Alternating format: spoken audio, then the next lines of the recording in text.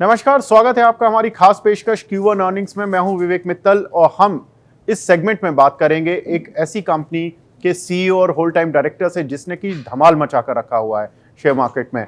100 रुपए का शेयर 1200 रुपए हो गया है। ये कंपनी का नाम है शेयर इंडिया और आज हमारे साथ इसके सीईओ और होल टाइम डायरेक्टर जुड़ चुके हैं। सचिन जी नमस्कार, स्वागत है आपका। सर, पहला सवाल कि जिस तरह का ये पूरा क्वार्टर देखने को मिला, इसमें ज़्यादातर ब्रोकिंग हाउसेस के जो वॉल्यूम्स थे वो थोड़े म्यूटेड थे।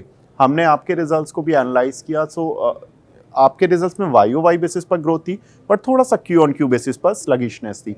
How do you see the revival of this segment particularly in this scenario? See actually Q1 जो रहा वो ओवरऑल वॉल्यूम्स में ड्रॉप आया है पूरी इंडस्ट्री में, और एक्सचेंज लेवल पे भी ड्रॉप है, और client opening, new account opening में भी ड्रॉप है। उसके कई रीज़न रहे। एक तो मार्केट में थोड़ा स्लगिशनेस हमें लास्ट क्वार्टर में देखने को मिला, जिससे कि रिटेल इन्वेस्टर्स का पैसा जो है, इन्वेस्टमेंट जो है वो थोड़ा अटक गया है अभी। और सेकेंडली कुछ रेगुलेटर साइड से भी नए रेगुलेशन जो हैं वो इम्पोज किए गए हैं, जो कि मई में हुए हैं, जिसको अडेप्ट करने में इंडस्ट्री को थोड़ा टाइम लग रहा है, इन्वेस्टर को थोड़ा टाइम लग रहा है। लेकिन लॉन्गर रन में ये सारे रेगुलेशंस मार्केट के फेवर में हैं, और once they all are adapted तो उसके बाद आप देखेंगे वापस से मार्केट में एक अच्छा चार्म मिलेगा। और ये रशिया यूक्रेन वॉर के बाद जो इन्फ्लेशन हाई हुआ है, ये अनप्रेसिडेंटेड हाई है। आप देखेंगे अभी यूएस में, यूरोप में और सब जगह, उसकी वजह से इंटरेस्ट रेट एकदम से बढ़े।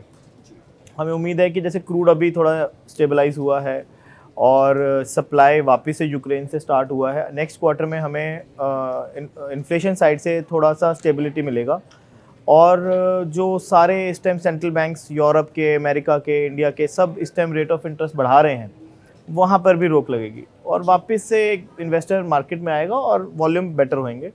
तो we are hopeful that next quarter और 2 में हम लोग को वापस से वॉल्यूम अच्छे मिलेंगे। जी, एफआईज भी वापस आ रहे हैं। बिल्कुल बिल्कुल, ये बड़ा पॉजिटिव पॉइंट है। मतलब नियरली 20 महीने बाद एफआईज ने बाइंग स्टार्ट की है, तो इंडस्ट्री इज़ वेरी होपफुल कि ये थोड़ा कंटिन्यू रहेगा।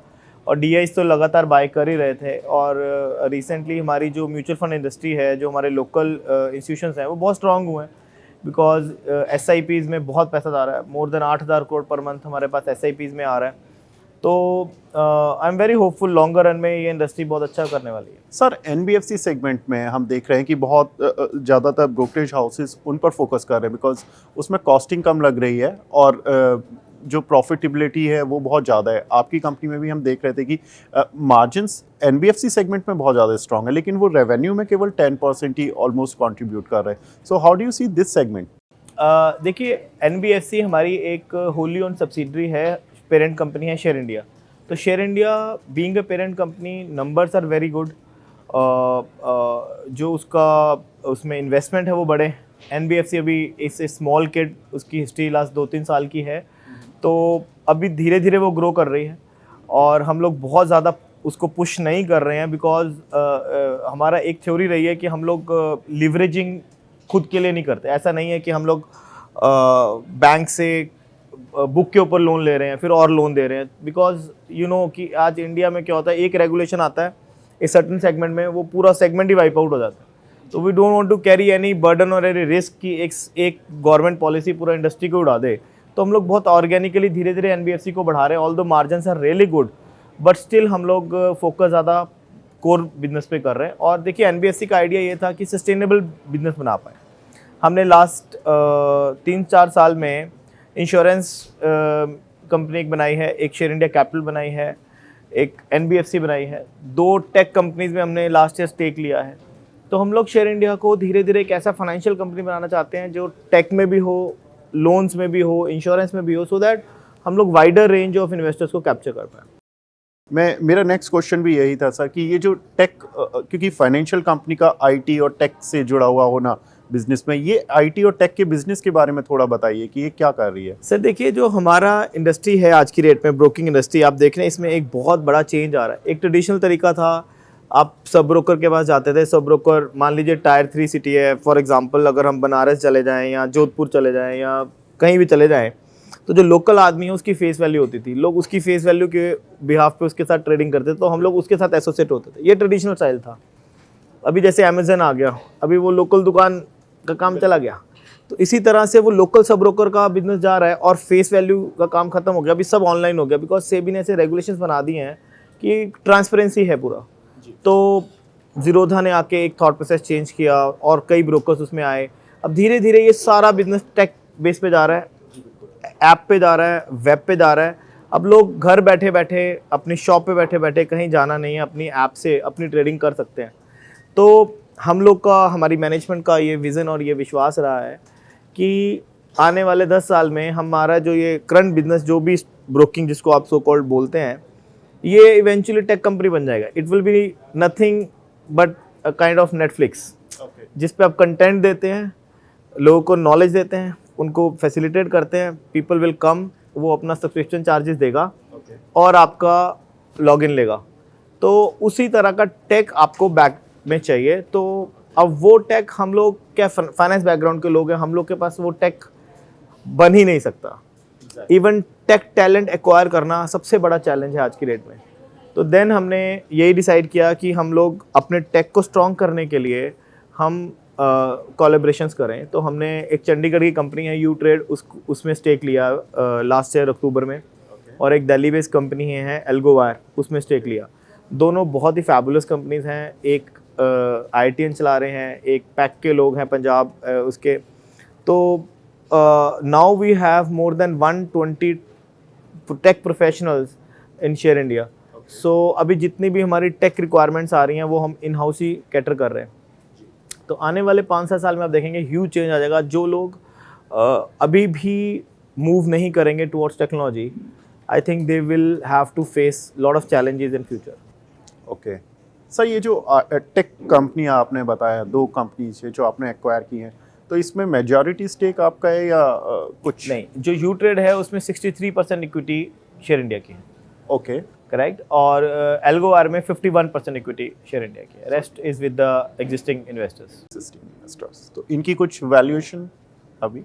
सर अभी तो बहुत छोटी कंपनी है। अभी ये यू ट्रेड तो फिर भी उसके क्लाइंट्स हैं, उसके पास कई ब्रोकर्स हैं, इंटरनेशनल क्लाइंट्स हैं, उसकी तो अच्छी वैल्यूएशन है। बट एल्गोवायर तो प्राइमरली शेयर इंडिया की ही रिक्वायरमेंट को कैटर कर रही है। So they are not for public use, so there is no point of valuation. The idea was to have tech people behind us, so that हम लोग को future में challenges जितने आ रहे हैं, tech is the only solution to that. Okay, that's the idea. okay. And sir, what about your insurance business? Because it's growing in India, but if we look at the Share India's revenue part, then it's very small. या actually हम लोगों ने 2 साल पहले insurance start किया, IRDA से licence आया। And उसके अंदर क्या, इंश्योरेंस एक ऐसा बिजनेस है जिसका एक सर्टेन जेस्टेशन पीरियड है, अपना टाइम लेता है ग्रो करने में। देखिए इंडिया में बहुत बड़ा एक माइंडसेट चेंज आया है लास्ट 3-4 साल में, स्पेशली कोविड पीरियड में, जहाँ लोगों को राइट इंश्योरेंस वैल्यू और इंश्योरेंस कराने की वैल्यू समझ आई है। मैं आपको अपना ही बताऊं, जब हम लोग के लिए पहले हेल्थ इंश्योरेंस क्या था, फिक्स था, एक स्टैंडर्ड था कि यार 5 लाख की होनी चाहिए, बहुत है। अभी मालूम नहीं है वो राइट है कि रॉन्ग है, लेकिन अब जब हम लोग कोविड से निकले तो समझ आया कि यार 5 लाख से कुछ होने वाला नहीं है। अभी आपको right insurance, right value of insurance is important, और धीरे धीरे लोगों में इंश्योरेंस की तरफ झुकाव बढ़ रहा है। और अगेन मुझे लगता है जितना इंडिया में डेप्थ है टायर 3, टायर 2 सिटीज़ में, दिस बिजनेस शुड ग्रो आने वाले टाइम में, पक्का से एकदम। बट क्या है कि वो लार्जर एस्पेक्ट में जब आप देखते हो कि उसका naturally contribution is very small. But ये सब क्या है साहब, ये एक लॉन्गर सस्टेनेबिलिटी 10-10 साल के विजन से ये काम किए जाते हैं। लेकिन जब आप 10 साल बाद हम बात कर रहे होंगे तो ये एक ऐसा पेंशन इनकम की तरह कंपनी के लिए हो जाएगा जो एक सस्टेनेबल ग्रोथ कंपनी को देता रहेगा। जी, साथ ही सर मर्चेंट बैंकिंग बिजनेस भी है आपका। मर्चेंट बैंकिंग में पिछला अक्टूबर तक देखें तो बहुत अच्छा रिवाइवल चल रहा था, बहुत अच्छा ग्रोथ हो रहा था। लेकिन जैसे जैसे FIs ने पैसा विड्रॉ करना शुरू किया, तो जो वॉल्यूम्स हैं, जो नए नए IPOs आ रहे थे, उनकी भी बहुत ज़्यादा रिस्पॉन्स नहीं आया। इनफैक्ट LIC वगैरह के IPO में भी बहुत गंदा रिस्पॉन्स देखने को मिला। So how do you see merchant banking business? देखिए मैं आपको फिर से बताता हूँ विवेक जी, क्या हो रहा है इंडिया में ना, पहले IPO लाना और IPO करना ऐसा समझा जाता था कि बड़ी बड़ी कंपनियां कर सकती हैं।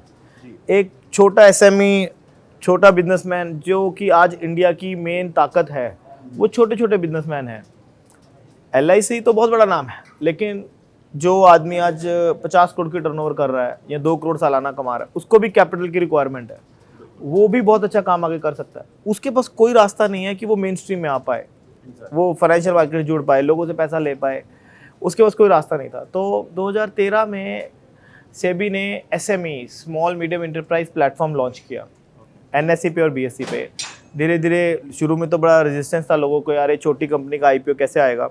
लास्ट ये 4-5 साल में ये SME में जितनी कंपनी था इन्होंने बहुत अच्छा ग्रो किया, और अब वो इतना पॉपुलर हो गया है कि धीरे धीरे जितनी भी ये छोटी, चाहे जम्मू हो, पंजाब हो, फरीदाबाद हो, राजस्थान हो, इतनी पोटेंशियल है। आप गुजरात में चले जाइए, जहाँ पे छोटी कंपनी को फंड 5 करोड़ 10 करोड़ 15 करोड़ की रिक्वायरमेंट है, वो उसको बैंक से सोर्स नहीं करके अगर इक्विटी से सोर्स करता है तो उसके लिए ग्रोथ के प्रोस्पेक्ट्स है। मैं आपको बहरहाल बता देता हूँ, 2017 में शेयर इंडिया भी SME में ही लॉन्च हुआ था। BSE में लॉन्च होता, तब हमारा मार्केट कैप 100 करोड़ का था, 8 करोड़ का हमारा प्रॉफिट था।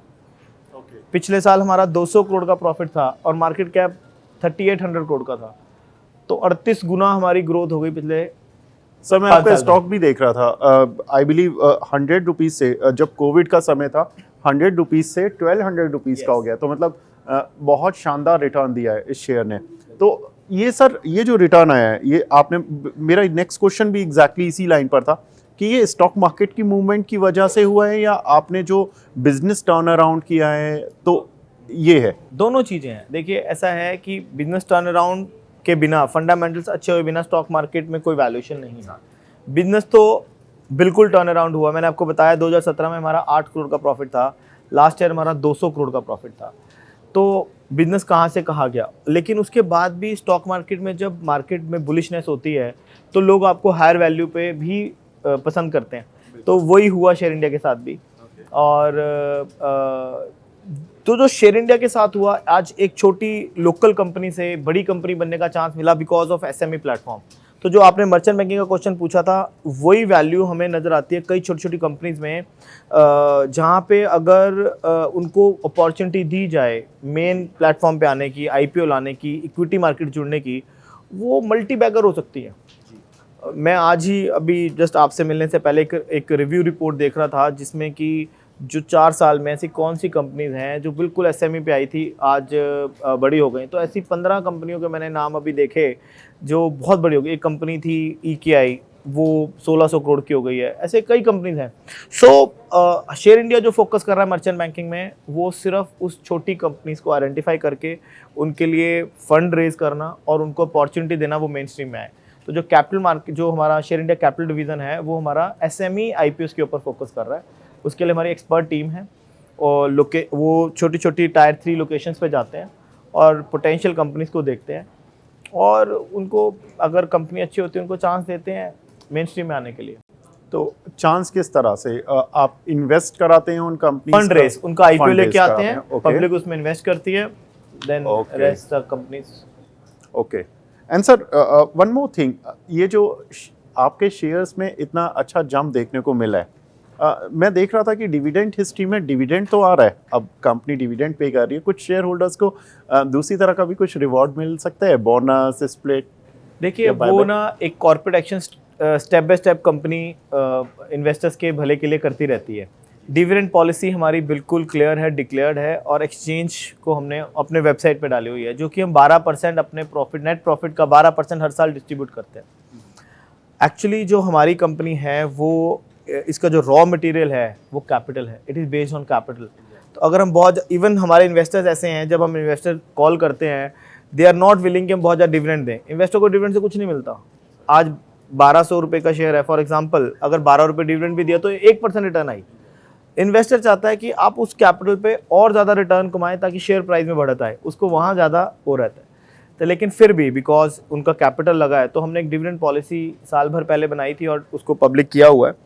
और बोनस और स्प्लिट और सारी चीज़ें पीरियोडिकली कंपनी प्लान करेगी और इन्वेस्टर्स की राय लेके उसको पक्का से लेके आएगी। साथ ही सर, ये जो NCD लेकर आ रहे हैं, इसके बारे में कुछ बताएं। ये कितना रेस कर रहे हैं और क्या प्लान्स हैं इस 150 करोड़ को रेस करने के, मतलब कैसे इसको यूज़ करेंगे? देखिए मैंने आपको बताया कि MLDs हम लेके आ रहे हैं, this is called market linked debentures, और ये 100 करोड़ वैल्यू के अभी हम लेके आ रहे हैं, और 50 करोड़ का ग्रीन शू ऑप्शन है। तो 100 करोड़ ये एक क्लोज ग्रुप में है, ये पब्लिक के अप्रूवल हमने नहीं लिया इसमें, बिकॉज हमारे बहुत सारे इन्वेस्टर्स थे जो फर्दर चाहते थे कि अगर पैसा आता है, बिकॉज ROI कंपनी की 30% से ज़्यादा है, MLD जो हम ला रहे हैं वो 9% पे लेके आ रहे हैं, तो हमें लगता है अगर एक सस्ते रेट पे एक अच्छा पैसा रेज होता है तो कंपनी की ग्रोथ में आगे पैसा काम आएगा। और मैंने आपको अभी बताया कि हमारा जो रॉ मटेरियल है वो पैसा ही है, तो अगर हमें हमारे जो लोग हैं अगर वो MLD से पैसा रेज करते हैं 9% पे, तो कंपनी में फर्दर ग्रोथ के चांसेस हमें देखने को मिलेंगे। जी सर, कंपनी के बारे में कुछ और बताइए कि लाइक आप किस पर्टिकुलर प्लेटफॉर्म पर आप एक्सपेंड करना चाह रहे हैं, क्या आपकी फ्यूचर प्लानिंग्स हैं? देखिए सर, ऐसा है कि शेयर इंडिया की जो अभी मेजॉरिटी ग्रोथ रही है वो एल्गो ट्रेडिंग के ऊपर रही है, जो कंपनी ने अपने लिए भी की, अपने HNI क्लाइंट्स के लिए भी की। अगर आप अभी रिसेंट रिजल्ट देखें, हमने Q1 के रिजल्ट दिए हैं जिसमें हमारा पैट 71% से ग्रो किया है ईयर ऑन ईयर बेसिस।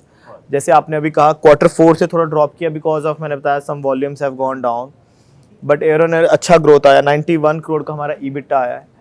अब इसमें जो PBT लेवल पे कंट्रीब्यूशन है क्लाइंट्स का वो बहुत बड़ा है, वो अभी 40 to 45% पहुंच गया, जो पहले बहुत नीचे होता था। तो धीरे धीरे कंपनी का फोकस HNI क्लाइंट्स और क्लाइंट बिजनेस के ऊपर जा रहा है।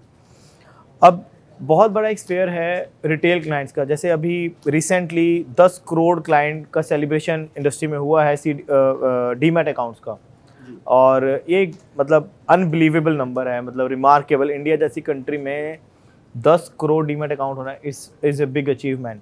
एंड NSE में 5 करोड़ अकाउंट है, सो 10 करोड़ डीमैट अकाउंट है, 5 करोड़ ट्रेडिंग अकाउंट है। और आने वाले टाइम में ये अवेयरनेस, ये कंट्रीब्यूशन, ये पार्टिसिपेशन रिटेल का बढ़ने वाला है, ये घटने वाला नहीं है। क्योंकि ये जो यंग जनरेशन आ रही है, इनका जो बैंड है वो बैंड इन्वेस्टमेंट की तरफ है, ओपन माइंडेड है, ये FD वाली जनता नहीं है, करेक्ट। देन कंपनी ने सोचा क्योंकि हमारे पास अब ग्रोथ है, टेक्नोलॉजी है, 2 टेक कंपनीज हमारे साथ हैं, फाइनेंस एक्सपीरियंस है, why not to venture into retail business, why should हम इसको क्यों इस अपॉर्चुनिटी को अनदेखा कर दें। तो इसके लिए फिर हमने अब हम रिटेल में इस साल वेंचर कर जाएंगे हम लोग, वेरी सून, मे बी सितंबर और may be in 2 months time हम अपना इंटरनेट बेस्ड ट्रेडिंग सारा प्लेटफॉर्म लॉन्च कर रहे हैं, जो कि प्योर ऐप बेस्ड होगा, और वेब और ऐप बेस्ड दोनों पे होगा। एंड हमने अपनी तरफ से कोशिश की है कि बहुत ही अच्छा, बहुत ही आसान ऑपरेशंस के हिसाब से वो एक प्रोडक्ट हम लॉन्च करें, और वो हमारा 2 महीने में लॉन्च हो जाएगा। इससे हमारा रिटेल के साथ पहला जो एक्चुअल इंडिया का रिटेल है, HNI तो हम कर रहे हैं, उसके साथ पहला हमारा एक्सपीरियंस होगा। एक बार 3-4 महीने जब अगर ये स्टेबलाइज हो जाता है, हम लोग एक एल्गो प्रोडक्ट, जो हमारा ड्रीम प्रोडक्ट है, वो है एल्गो फॉर रिटेल। देखिए हम क्या चाहते हैं, आज एल्गो क्या है, आज एक आम आदमी से पूछेंगे एल्गो ट्रेडिंग को, कहेगा साहब एल्गो ट्रेडिंग तो बड़े लोगों का काम है, मैं करना तो चाहता हूँ पर मेरे पास अपॉर्चुनिटी नहीं है करने की। उस मिथ को तोड़ने के लिए हम एल्गो ट्रेडिंग को with in the SEBI guidelines app पे लेके आ रहे हैं। आप अपनी ऐप से, आप अपने वेब से एल्गो ट्रेडिंग का एक्सपीरियंस उठा सकते हैं। जो एक्सपर्टीज़ हमारे खुद के काम के लिए है, हमारे HNIs के लिए है, उस एक्सपर्टीज़ को हम टेक्नोलॉजी में डाल के आपकी मोबाइल ऐप में फरवरी तक या मार्च तक आपको दे देंगे, सो दैट आप अपने, आज क्या तकलीफ है साहब, आप आज एक जनरल परसेप्शन है इंडिया में, जो सबसे बिजी गिना जाता है किसी काम को, वो हाउसवाइफ को गिना जाता है, आर्मी मैन को गिना जाता है। हम कंसेप्ट ये ला रहे हैं, एक हाउसवाइफ है, उसके बाद अपनी कैपिटल है, वो अपनी कैपिटल डिप्लॉय करना चाहती है और अपने काम भी करना चाहती है, तो एक ऐसा प्रोडक्ट होगा कि आप अपना एल्गो चुन लें, पास्ट उसमें उसका परफॉर्मेंस रिकॉर्ड होगा, और एल्गो चुन लें, आप एल्गो में पैसा लगाएं और आप अपने काम करते रहें, एल्गो अपने आप आपकी ट्रेडिंग करता रहेगा। आप वकील हैं, आप पैसा लगाओ, अपने कोर्ट में जाओ, शाम को आके देख सकते हो आपका पैसा बना या घटा। सो एक अपॉर्चुनिटी है लोगों के लिए जिनको मार्केट में पूरी नॉलेज नहीं भी है, still they want to do, तो हम एक फिक्स स्ट्रैटेजीज का पैकेज उनके लिए लॉन्च करने वाले हैं। तो शेयर इंडिया आने वाले 6 महीने में आप देखेंगे पूरा फोकस रिटेल पे लेके जाएगा। होप सो अगर लोगों को पसंद आया तो इसमें भी हमें अच्छी कामयाबी मिलेगी, ऐसा हम उम्मीद करते हैं। बिल्कुल, तो ये एक बहुत ही इंटरेस्टिंग स्टोरी है दोस्तों की एक 100 रुपये का शेयर 1200 रुपये हो जाता है और केवल 5 साल में कंपनी 8 करोड़ के प्रॉफिट से और 200 करोड़ के प्रॉफिट पर आ जाती है। सर, एक छोटा सा ब्रीफ चाहता हूँ कि ये जो जर्नी रही है 8 से 200 करोड़, ये तो आपने बताया, लेकिन जो ये 8 करोड़ तक भी जनरली लोग नहीं पहुँच पाते हैं। ये पहले 8 करोड़ 10 करोड़ कमाना बड़ा मुश्किल होता है, उस जर्नी के बारे में बताएं। देखिए, I am second generation into the business. First generation मेरे फादर, मेरे अंकल सब ने काम शुरू किया था, मेरे चाचा ने काम शुरू किया था 94 में। तो वहाँ से ट्रांजिशन होते होते बहुत सारे बदलाव आए। NSE आई 95 में, फिर उसके बाद सॉफ्टवेयर्स आए, ये पहले तो हॉल में ट्रेडिंग होती थी, वहाँ से वो कंप्यूटर्स पे आए। हाँ, करेक्ट।